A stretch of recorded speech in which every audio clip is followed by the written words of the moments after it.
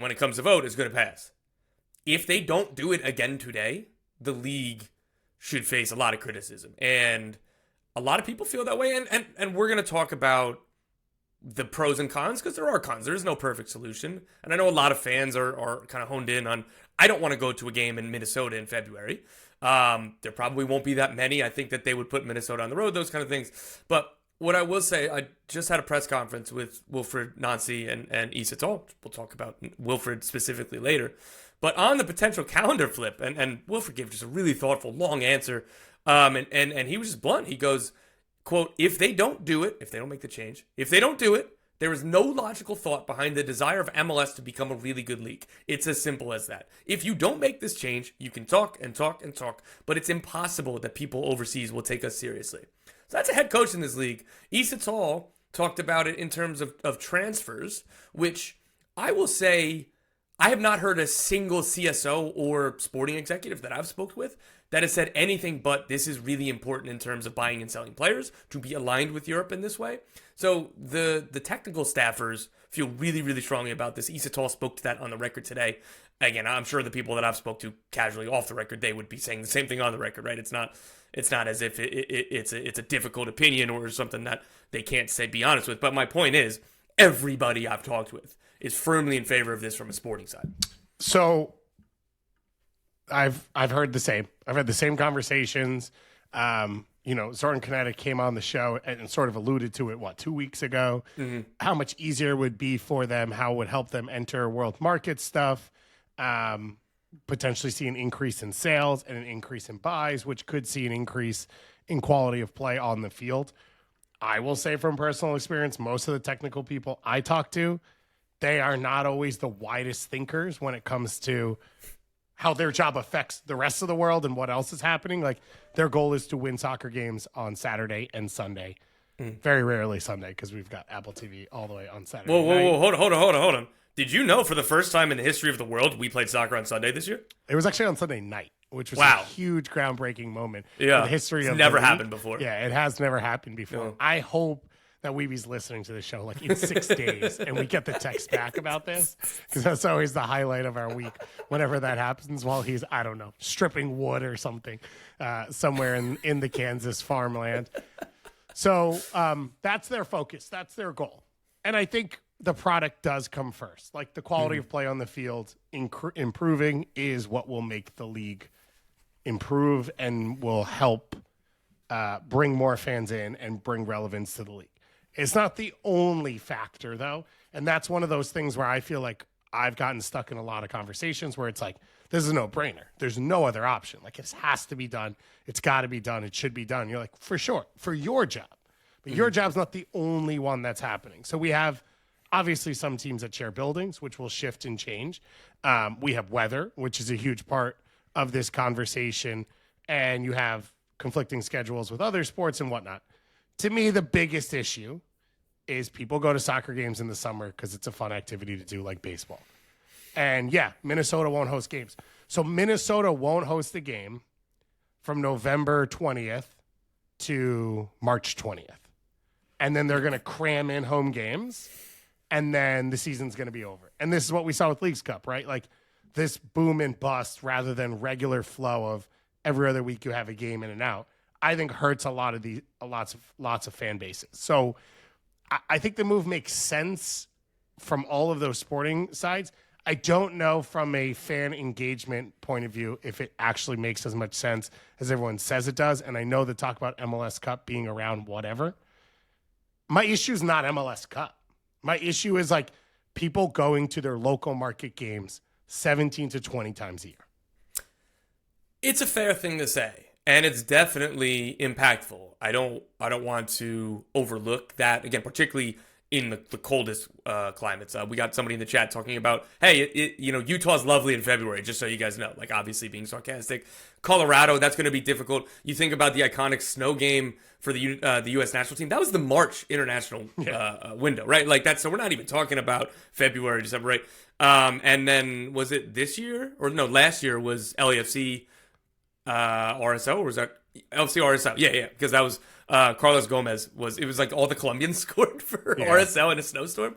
So like this has happened before, and yes, like moving it a little bit further back or potentially further back, it's going to heighten that possibility, if not probability. But there will still be summer games. I understand your point there, but Minnesota will still get those August games. Salt Lake will still get those August games. And maybe we won't be playing in 100-degree weather in Austin. Yeah, fair. I would be very, very curious as to, like, if you polled every single player, would you rather play 90 degrees at 7:30 p.m. in humidity, or would you rather play, again, we don't even need to go all the way to the extreme of like a snowstorm because that's an obvious thing, but would you, or 35 degrees. Carlos Heel told us it's not football. Right. And again, that is completely and totally fair. I'm assuming that the players would, like, Philadelphia Union did one of those like social bits before a training session that I watched this morning that most of the players said like, no, I'd rather it be 90 degrees than 30. So I think that's an interesting side of things. Again, all of this needs the blessing of the MLSPA. The MLS has to work with them. So, but like, while this stinks in the winter for Minnesota, Toronto, Montreal, whatever, like, it's going to be awesome to going to LA, San Diego, Miami, Orlando, Texas teams.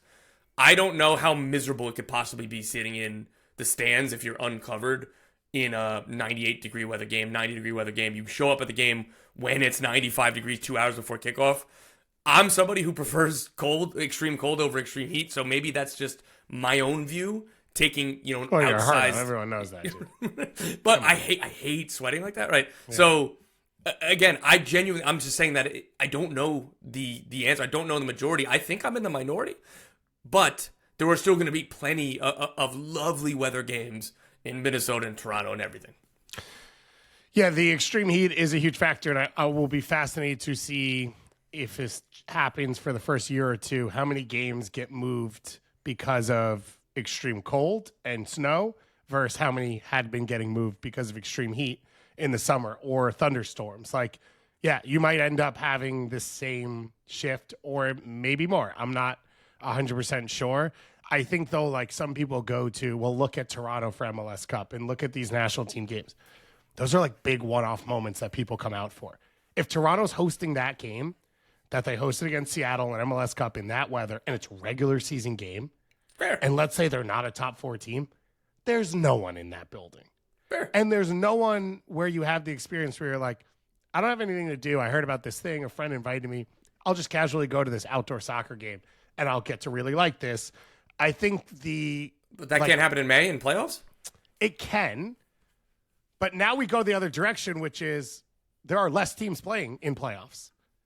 And there are less teams that qualify, and there are less teams hosting, and there are less games. So, yes, it can happen in August and September. And, like, fall soccer sounds great. Love that. I'm a huge fan of that. I understand there are positives and negatives on both sides.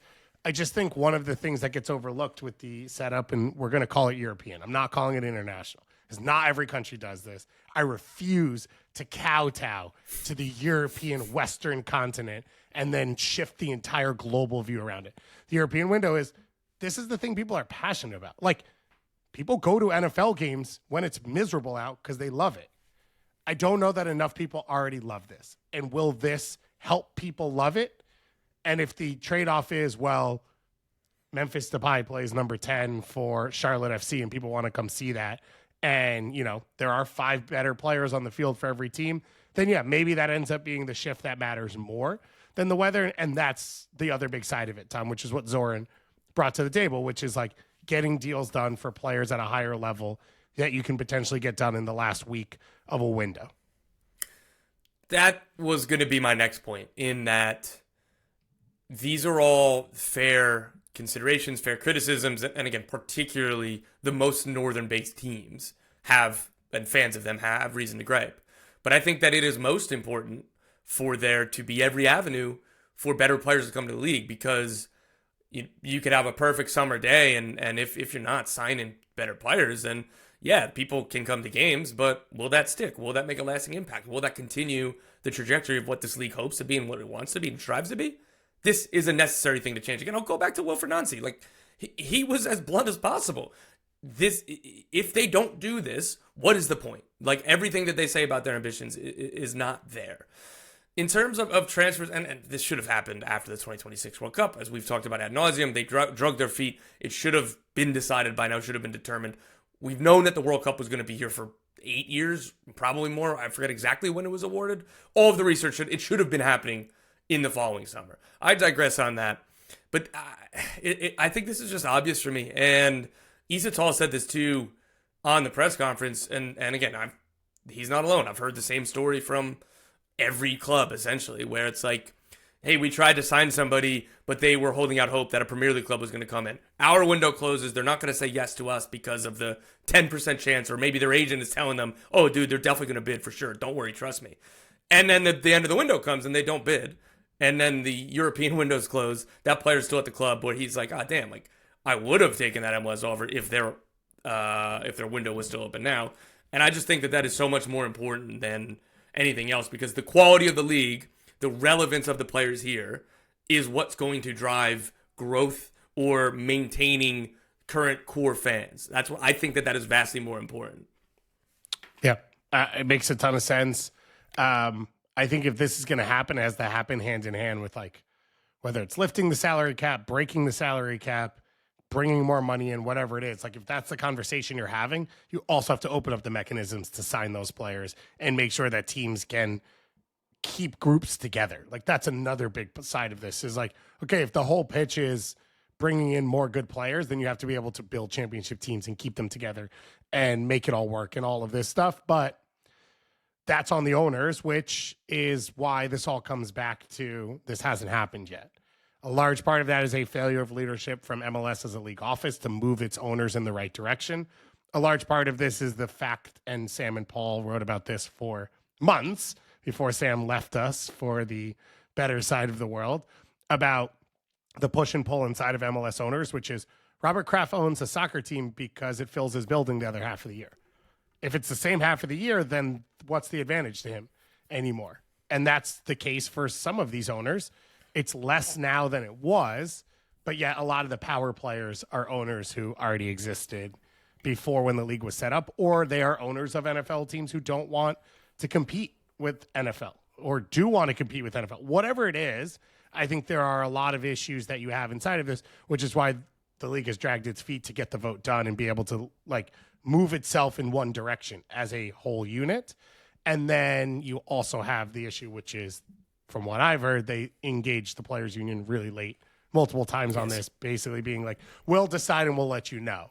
And the union was like, well, we're sort of like 1/3 of this entire thing, like players, owners, and a league. So should probably talk about this. And like, I see the advantages for players, which is not having this one long layoff. So now you get sort of it broken up into 2 different layoffs, which may actually help your bodies, and maybe it helps teams be at their peak come to the end of the season.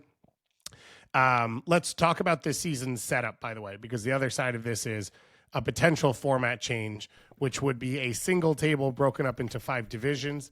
The divisions are more NBA style than NFL, which is like they don't really matter, except you play your division teams more, and at a worse, the division winner would have to make the playoffs. The assumption is anyone who wins a division would already be in a playoff spot. Yes. So you'd play teams in your division home and away. You play everyone else in the league one time, so either home or away. Single table would lead to a supporter shield that looks a bit more fair on paper. But if this is the setup, it's not really that different, right? If you're in a good division, you play good teams more than other teams. You don't play, if the 2 best teams in the league are not in the same division, someone's getting a home game there where someone else isn't. So, like, it's never going to be properly even unless you play everyone once home and away. Right, and that's not going to happen given the sheer number of teams in this country. And yes, the travel is going to be an issue. You're going to alternate home and away. And yes, guys, like some years there will be a harder schedule. I think this is really, really good. Right now, what is it? You don't play like 8 other teams in the other conference or something? I hate that. Teams should be playing each other every year. There is no perfect solution, again. But I think this would be better than what it is currently. Again, teams in the East get to play Montreal and DC twice. Every year. That's been a pretty good proposition for a while.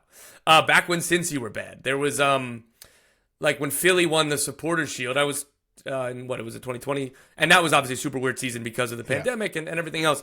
But like one person in the Western Conference was like, they got to beat up on all those bad Eastern Conference teams. And it'll ebb and flow. The East will be better than the West. The West will be better than the East.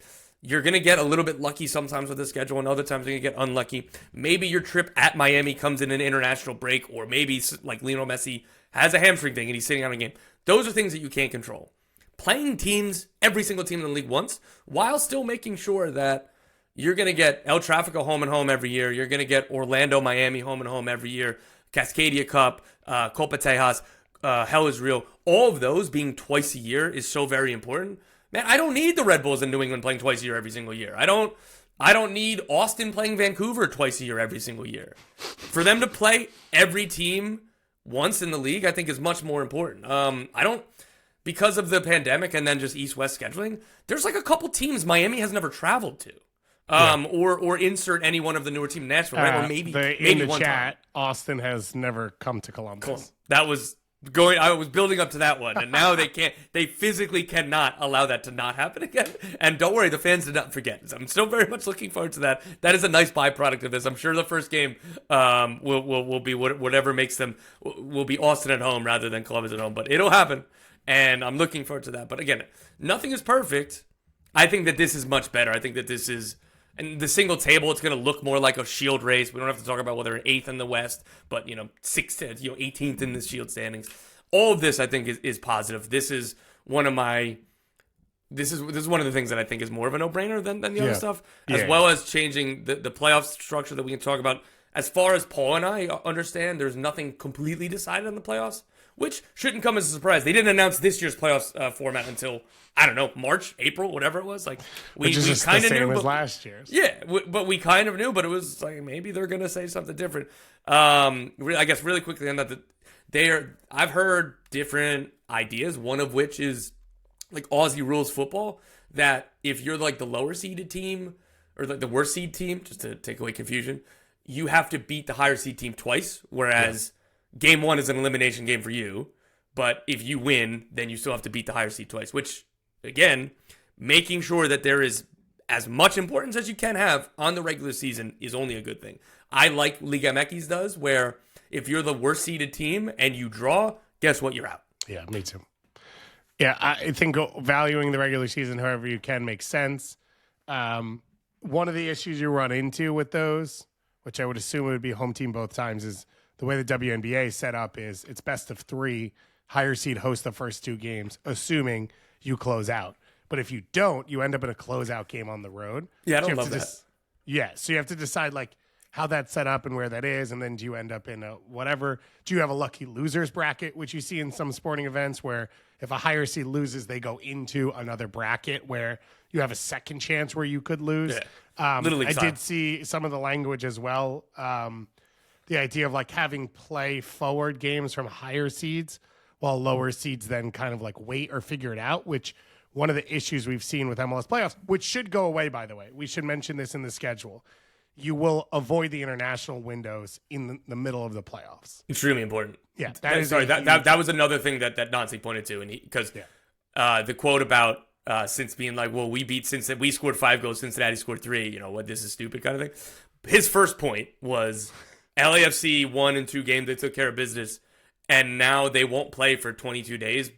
And he goes, by the way, they've got a lot of international players who are on international duty. Yeah. They return from long flights 2-3 days before a playoff game, the biggest game of the season. And so the layoff has no value, and it only then has a disincentive. Yeah, that will be huge. And one of the other things I think Ian Quillen wrote in a Forbes piece, which I thought was interesting, is the other thing, which I should have mentioned in the schedule, is where you're shifting games because of weather, because you have the ability to, because it's just regular season games. So if it snows in December and you have to move a game a day or 2 or to the spring, that's not as bad as in the current scenario. You would just never move that game because it's a postseason game. You cannot move a postseason game. Like you're not going to do it to yourself. You might not be able to because you have to get them into the next round. So all that flexibility changes. The international windows change. And then, of course, all these players can go to summer international tournaments, Gold Cups, Copa Americas, Euros, World Cups, whatever. And you won't lose them from big games, which I think is really, really interesting and really, really big. I agree that this format makes more sense. Overall, I would just do an Apertura Clausura. I would have a championship in December and have a championship in May And that would be the way my league works. Like, if it's already split, if there is a 2-month break between regular season games, it is no longer the same regular season in my head. Like, those are 2 different seasons. So just make them 2 different seasons. I'm sure the Leagues Cup's going to sneak its way somewhere in there. Just snake its way into It sounds like February to May or January. southern markets, or maybe even all the way to Mexico. If somehow a team in Mexico was capable of hosting a soccer game, which I've heard is not possible. So I can't really push that too strongly. But I agree on the division setup and the single table, and it's never going to be even. I know that everyone wants that. It's not going to happen. And this is probably closer to what it should be. It's good that it's a lot of games against regional rivals, but not too many. Like, 2's right. Right. It's when they used to do El Tráfico 3 times a year, we're like Hudson River Derby. It's like, all right. Even El Tráfico, which never disappointed. Yeah. They're always good. By the third time, all right, man. Like we're gonna overuse this. It's like eating too much ice cream. Yeah. So I think that one makes sense as well, and that's probably why I won't pass. And somehow it'll be some different setup going forward after all of this. Okay. Anything else in here that you want to hit before we move on? In the calendar change and in the rules, nah. I think we've talked about this so many times. Right. I guess I want to actually reply. I don't want 2 championships a season. Okay. TikTok generation, bro. You're gonna lose interest if there's not a trophy parade every 4 months. Like, what's going on here? So on March 3rd, when Minnesota is first in the West and hasn't played a home game in 4 months, and you look at me and you say, well, this is a Minnesota team. They're a monster at home. They're unbeatable. That is irrelevant to what is occurring. And therefore, to me, what happened already is its own game, its own season, its own championship. Just put a bow on it and finish it. And then we move on to a second season. You'd also have a potential where you could put less teams in the playoffs or make it single elimination and still have teams be relevant for more of the year because, boom, the next season just starts later. Also, Tom, for you, you're firing coaches week 3, week 4, week 5. I mean, there's not a coach who is I don't want that either. Ever. I hate that. Because you can try and change it up. I know you hate it. But that is like the interest and excitement that occurs. Listen, I'm not making this thing up. 80% of our hemisphere does this, and it works for them. Really quickly, did you remember that the St. Louis City had, I believe, the longest, if not one of the longest, shutout streaks in league history to start the season? Yeah. And then they sucked by the end of the season? Yeah. That happens every year. But then they would have had a championship. It would have been a cool thing. That would have been fun. No, they wouldn't have. And then we would have moved to the second season, and they would have been garbage. They would have missed the playoffs. And then they'd have to make a decision after that season. Just talking about even El Tráfico happening too many times is a bad thing. Best of 7 round 1 in November, and then also in May. Obviously, I'm not saying that's the structure. I don't want to. We don't need to further bastardize the playoffs. I would say it would probably be single elimination, and your hope would be it would be less teams, like 6 teams get in first round. We already talk about how the playoffs can be random. So why play regular season? It would be less random if you do it more times. It wouldn't be less random. Well, if you do an action more often, it becomes less random. That's, I think, the theory and all of that. I think that's a fair pushback. I accept it, and I don't care. And now we're going to move on to the next topic. There's a million other things to talk about, yes. I think there's a really cool potential in all of this to have this like spring break, summer league style preseason thing in January and February. I think as well, people are talking about European off seasons and then friendlies in the lead up in July and August. Do MLS teams start playing those teams and hosting those teams? Yeah, there's potential there as well.